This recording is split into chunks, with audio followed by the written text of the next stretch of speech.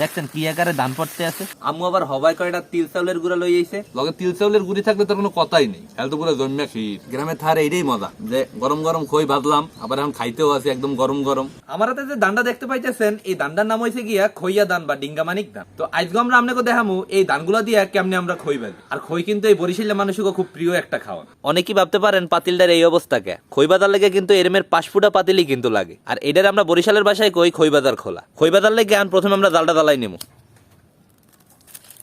খই বাজার লেগে বালিগুলারে খোলায় গরম করে নিমু। এখন গরম বালির মধ্যে খইয়া দানগুলারে দিমু। ওই যে খই দেখা যাইতে আছে।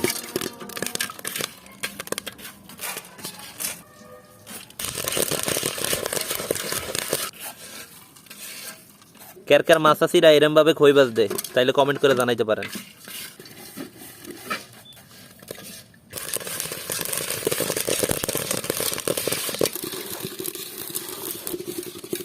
খই বাজা হয়ে গেছে, এখন এই খইগুলারে চালু এনে পুষছে নিমু।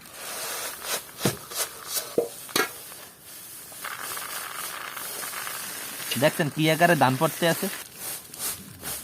খই কলম খালি পুষছেই খাওয়ান যায় না, এই খই পোষার পর এই ধানগুলো আবার বাঁচতে হইবে। ধান বাইছে না খাইলে কিন্তু আবার ধানগুলো গলায় বাজতে পারবে।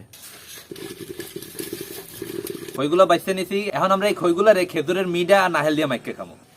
ছোট খালে যে এরমের কত খাইতাম। আম্মু আবার হবাই কয়টা তিল চাউলের গুঁড়া লই আইছে, এটিও এখন এর মধ্যে মাহাই এবারে খামো। কোরআন না নাহেল খেজুর মিডা এককালে র উপরে গেছে, দেখছেন এই পড়তে আছে না। লবণ, এখন দিব পানি। এখন ভালো করে এই খইগুলার মাইখা নেব। মাহিন হয়ে গেছে, এখন একটু খামু। বিসমিল্লাহ। এই খই মাহিনার স্বাদ ঠিক হেরাই বলবে যারা ছোটবেলায় এটা মাইকে খাইতে। এটার স্বাদ হয়েছে অতুলনীয়।